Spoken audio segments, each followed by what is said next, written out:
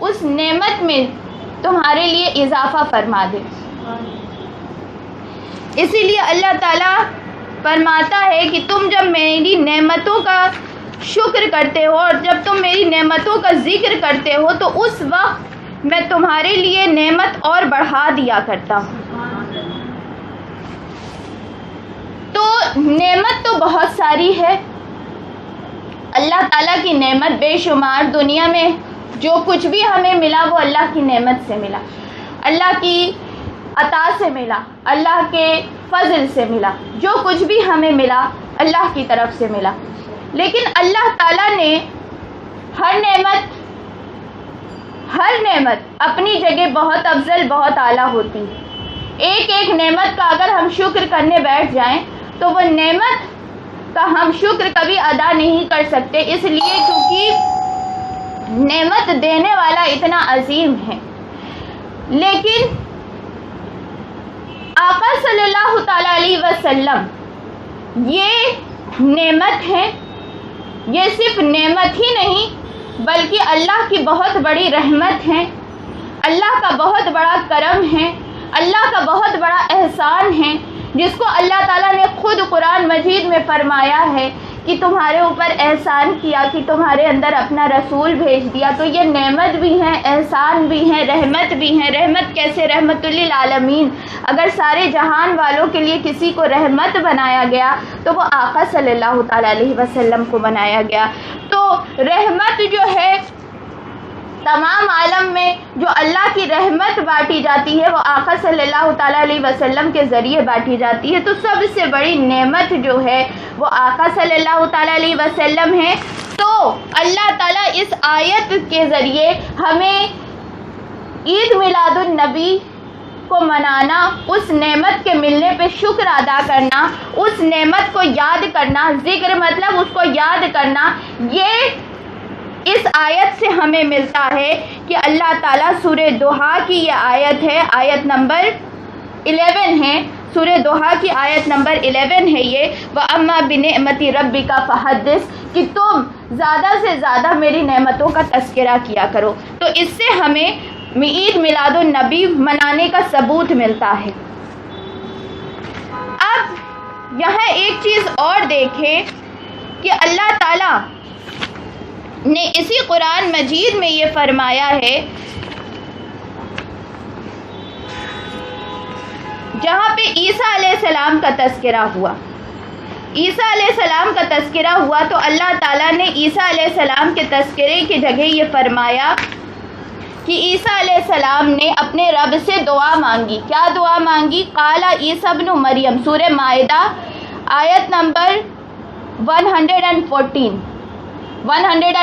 آیت نمبر ہے سورہ مائدہ میں عیسیٰ علیہ السلام فرماتے ہیں، قال عیسیٰ ابن مریم اللہم ربنا انزل علینا مائدۃ من السماء تکون لنا عیدا۔ یعنی عیسیٰ علیہ السلام یہ فرما رہے ہیں کہ عیسیٰ ابن مریم نے عرض کیا، اے اللہ ہمارے رب، ہمیں آسمان کی طرف سے دسترخوان نعمت اتار، جنت کا دسترخوان یعنی مائدہ نازل فرما، تاکہ یہ ہمارے لیے عید کا دن ہو جائے اور ہمارے اگلوں کے لیے بھی اور ہمارے پچھلوں کے لیے بھی یہ عید کا دن ہو جائے۔ یعنی جس دن مائدہ اترے گا، جس دن اللہ کا دسترخوان اترے، اگر تو ہمارے اوپر یہ دسترخوان اتارے گا تو وہ ہمارے لیے عید کا دن ہو جائے گا۔ تو عیسیٰ علیہ السلام جنت کے ایک دسترخوان کے اترنے کو کہہ رہے ہیں کہ وہ جنت کا ایک دسترخوان اگر اترے گا تو اللہ وہ ہمارے لیے عید کا دن ہوگا۔ تو جنت کا دسترخوان جب اترے تو عید کا دن ہو سکتا ہے، دسترخوان جب اترے تو عید کا دن ہو سکتا ہے، اور جب جنت کا مالک اترے تو عید کا دن نہیں ہو سکتا۔ ایسا کیسے ہوگا؟ جنت کا مالک، جنت کے مالک ہے، تبھی نہ انہوں نے یہ کہا کہ اپنے نواسوں کو کہا کہ جنت کے سردار، نوجوانوں کے سردار میرے حسن اور حسین ہیں، جنت کی عورتوں کے سردار میری فاطمہ ہیں۔ تو جو جنت کا مالک ہوگا وہی جنت کے سردار بھی بنائے گا، اسی کو یہ حق ملے گا کہ وہ جنت کے سرداروں کو چنے، وہی یہ حق حاصل ہوگا، اسی کو جس پر جنت پہ پورا اختیار ہوگا کہ وہ جسے چاہے سرداری عطا کر دے، جسے چاہے عظمت عطا کر دے، تو آقا صلی اللہ تعالیٰ علیہ وسلم جب ایک دسترخوان کے اترنے پہ عیسیٰ علیہ السلام یہ کہہ رہے ہیں کہ یہ ہمارے لیے عید کا دن ہوگا، تو جب جنت کا مالک جس دن ہمارے درمیان آیا 12 ربیع الاول کا دن، وہ عید میلاد النبی کیوں نہ ہو جائے، وہ عید کا دن کیوں نہ ہو جائے؟ تو یہ عید کا دن ہے اور بہت بڑی عید کا دن ہے، اس لیے کیونکہ جس کی وجہ سے ساری امت جنت میں جائے گی وہ آج اترا ہے۔ جنت کا دسترخوان تو دور کی بات، جس کی وجہ سے ہم جنت میں داخل ہوں گے وہ 12 ربیع الاول کے دن اس دنیا میں تشریف لایا ہے، تو وہ ہمارے لیے سب سے بڑا عید کا دن ہے، یعنی سب سے اعلیٰ دن اگر ہمارے لیے کوئی ہو سکتا ہے تو وہ دن ہے جس میں آقا صلی اللہ تعالیٰ علیہ وسلم تشریف لائے۔ اور ایک جگہ اور اللہ تعالیٰ ارشاد فرماتا ہے سورہ بقرہ کی آیت نمبر 49 میں، سورہ بقرہ کی آیت نمبر 49 میں اللہ تعالیٰ ارشاد فرماتا ہے وَإِذْ نَجَّيْنَاكُمْ مِنْ آلِ فِرْعَوْنَ يَسُومُونَكُمْ سُوءَ الْعَذَابِ، اور اے آل یعقوب جب ہم نے تمہیں قوم فرعون سے نجات بخشی تو تم اس دن کو یاد کیا کرو، اس دن کو یاد کرو اے بنی اسرائیل، اس دن کو یاد کرو جب ہم نے تمہیں قوم فرعون سے نجات بخشی۔ تو قوم فرعون سے جس دن نجات بخشی گئی، یعنی بنی اسرائیل جو موسیٰ علیہ السلام کی قوم تھی، اس قوم کو اللہ تعالیٰ نے فرعون کو غرق کر دیا، فرعون کو ڈبا دیا، اس کے پورے لشکر کو، اور ان کو نجات دی۔ تو اللہ تعالیٰ کہتا ہے بنی اسرائیل اس دن کو یاد کیا کرو، اور بنی اسرائیل اس دن کو یاد کیا کرتے تھے۔ آقا صلی اللہ علیہ وسلم کے زمانے میں بھی وہ کون سا دن تھا؟ وہ 10 عاشورہ کا دن تھا، محرم کے 10 تاریخ کو، تو وہ یاد کرتے تھے، اس دن کو روزہ رکھا کرتے تھے۔ تو آقا صلی اللہ تعالیٰ علیہ وسلم نے ان سے پوچھا کہ تم کیوں روزہ رکھتے ہو؟ تو انہوں نے کہا اس دن موسیٰ علیہ السلام کی قوم جو ہے نجات، یعنی ہماری قوم جو وہ اپنے آپ کو بنی اسرائیل کہتے تھے کہ ہم کو نجات ملی، تو آقا نے کہا کہ موسیٰ علیہ السلام کے زیادہ حقدار ہم بنتے ہیں، تو ہم اس دن کو زیادہ یاد کریں گے۔ تو اس لیے آقا صلی اللہ تعالیٰ علیہ وسلم نے بھی 10 تاریخ کا روزہ رکھنا شروع کر دیا۔ تو یہ سوچئے کہ جس دن قوم فرعون سے نجات بنی اسرائیل کو ملی، اس دن کو یاد کرنے کے لیے اللہ نے کہا کہ اس دن کو یاد کیا کرو۔ اور جس دن ساری انسانیت کو کفر سے نجات ملی، جس دن ساری انسانیت کو شیطانیت سے نجات ملی، جس دن ساری انسانیت کو اللہ کی معرفت ملی، جس دن ساری انسانیت کو اللہ کی سیدھی ہدایت صراط مستقیم عطا ہوئی، جس دن شیطان کو قید کر دیا گیا، جس دن کے لیے انتظار تھا انسانیت کو کہ جب وہ نبی آئے گا تو وہ یہ کہے گا کہ اب میں نے شرک کا خاتمہ کر دیا، اب میری امت واپس پلٹ کے شرک میں نہیں جائے گی، تو جو نبی یہ اعلان کرتا ہوا آئے گا تو وہ جس نے کفر سے دنیا کو نجات پہنچائی، قوم فرعون سے نجات پہنچانے کو یاد دلانے کو کہا جا رہا ہے۔ تو جس دن ساری دنیا کفر سے نجات پائی، اس دن کو یاد کیوں نہ کیا جائے، اس دن کو کا ذکر کیوں نہ کیا جائے، اس دن کو منایا کیوں نہ جائے کہ وہ دن تھا کہ جس دن ہمیں بت پرستی سے نجات ملی،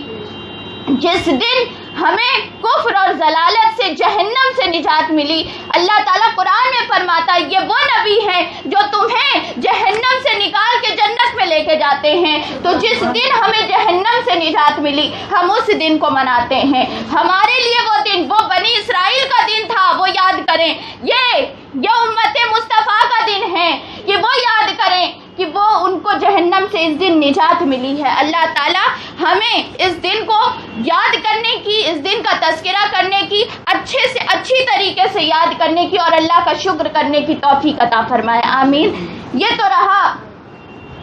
کیونکہ ہم نے کہا تھا کہ ایک ایک دن جو ہے ریفرنسز دیتے رہیں گے عید میلاد النبی کے اوپر، تو یہ تو رہا ریفرنس۔ اب انشاءاللہ ہم اپنے موضوع کی طرف آتے ہیں، اب کہ ہم آقا صلی اللہ تعالیٰ علیہ وسلم کی پیدائش کے بارے میں بات کر رہے تھے کہ آقا صلی اللہ تعالی علیہ وسلم کی پیدائش کے وقت کیا کیا چیزیں رونما ہوئی، کیا کیا چیزیں ہوئی، تو تھوڑا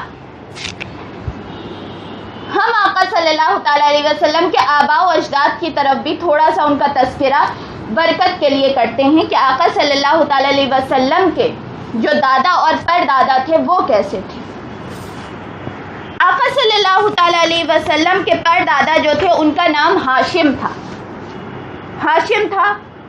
اور یہ جو ہاشم تھے ان کے چہرے پہ، ان کے ماتھے پہ نور نکلتا تھا، یعنی نور مصطفیٰ جو تھا وہ آدم علیہ السلام کے جو بطن میں نور رکھا گیا تھا، نور مصطفیٰ،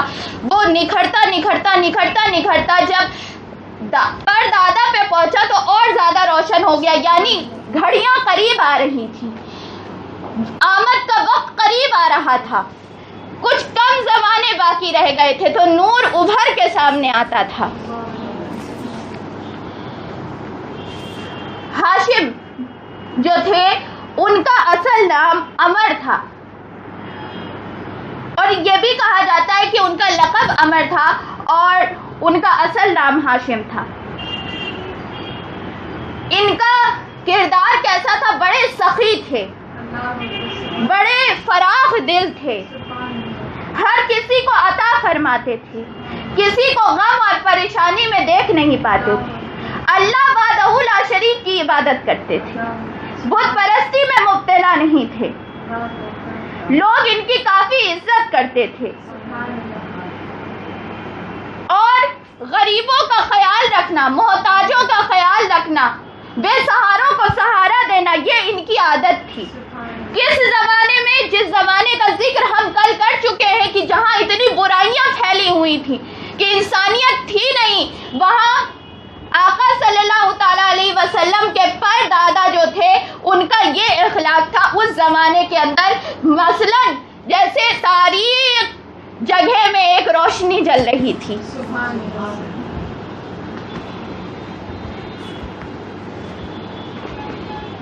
یہ جو ہاشم تھے یہ اتنے سخی تھے کہ جب قحط ہوا، ان کا نام ہاشم کا مطلب ہوتا ہے توڑنے والا، توڑنے والا، تو ان کا جو توڑنے والا نام رکھا گیا اس لیے کہا جاتا تھا کہ ایک بار مکہ معظمہ میں کافی قحط، یعنی ایک دم ڈراؤٹ جس کو بولتے ہیں کہ ایک دم پانی بند ہو گیا، نہ زمین سے پانی نہ آسمان سے پانی، زمین سے تو وہاں ریگستان تھا تو پانی تو آتا نہیں تھا، تو آسمان سے بھی پانی نہیں برس رہا تھا، تو بالکل قحط کا عالم تھا۔ تو انہوں نے کیا کیا تھا، انہوں نے سفر کیا، سفر کر کے ملک شام میں گئے، اور ملک شام سے روٹیاں جو ملک شام میں بنتی تھیں وہ روٹیاں لے کے آئے، روٹیاں لا کے، روٹیاں بنی ہوئی روٹیاں لے کے آئے، روٹیاں لا کے اس کو ٹکڑے ٹکڑے کیا، ٹکڑے ٹکڑے روٹیوں کو کیا، اور روٹیوں کو سالن میں ملا کے، کیونکہ سخت ہو گئی تھی وہاں سے لاتے تک، تو سالن میں ملا کے روٹی کو سرید اس کو بولتے تھے، ایک نئی ڈش جو انہی کی ایجاد کی ہوئی تھی، تو وہ بنائی اور بنا کے پورے اہل مکہ کو کھلائی، اور وہ جو ٹکڑے ٹکڑے تھوڑی تھوڑی روٹیاں، وہ پہلی بار وہ ڈش بنی تھی، اس لیے ان کا نام ہاشم رکھ دیا گیا تھا۔ بتایا جاتا ہے تاریخ کی کتابوں میں کہ اور نور محمدی کی شعاعیں ان کے چہرے سے نکلا کرتی تھیں، ذوفشان چہرہ تھا، جب کوئی ان کو دیکھتا تو ان کے حسن سے، ان کا جو حسن تھا اتنے خوبصورت لگتے تھے کہ ان کے حسن سے وہ دیکھتا ہی رہ جاتا تھا ان کی طرف۔ جدھر سے ہاشم گزرتے ادھر کے درخت اور پیڑ پودے پتھر پہاڑ جھک جایا کرتے تھے ان کو دیکھ کے، یوں لگتا تھا کہ ہاشم کی طرف ہر کوئی جھک رہا ہے، بلکہ ہاشم کی طرف جھکنا نہیں تھا، پردادا کے حضور جھکنا نہیں تھا، یہ جھک رہے تھے نور محمدی کی وجہ سے۔ تو یہ بڑے سخی، بڑے ہی کریم دل انسان تھے، لوگوں کے اوپر بڑا فضل، بڑا کرم کیا کرتے تھے۔ اسی طریقے سے ان کے بارے میں تذکرہ ہوا۔ اب آقا کے جو دادا تھے حضرت عبد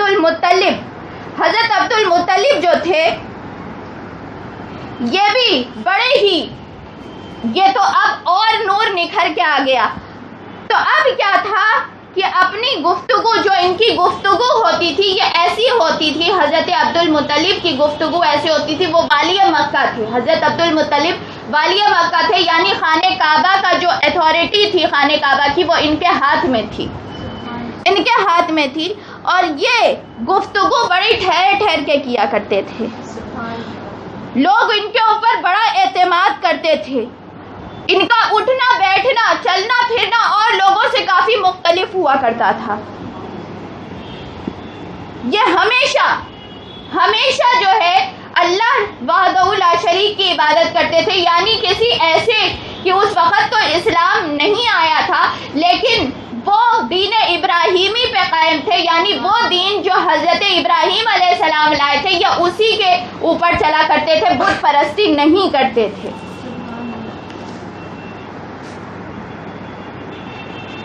اور شکل و صورت میں بڑے خوبصورت تھے، لوگ ان کی بڑی عزت کرتے تھے، اور مکہ والے لوگ خاص طور پہ ان سے بڑی محبت کیا کرتے تھے۔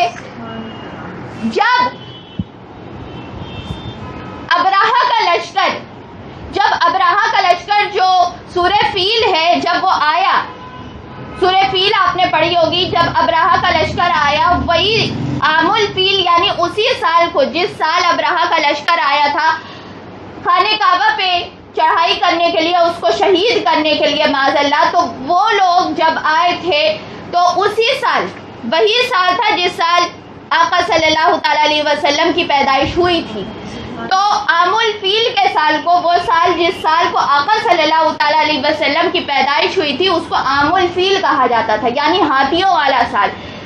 جب ہاتھی وہ لے کے آیا تھا ابراہہ ڈھانے کے لیے، شہید کرنے کے لیے خانہ کعبہ کو، تو سارے اہل مکہ حضرت عبد المطلب کے پاس آئے تھے کہ آپ جو ہے اس سے بات کریے۔ تو حضرت عبد المطلب نے ہی یہ جواب دیا تھا ابراہہ کو کہ جس کا گھر ہے وہی حفاظت کرے گا،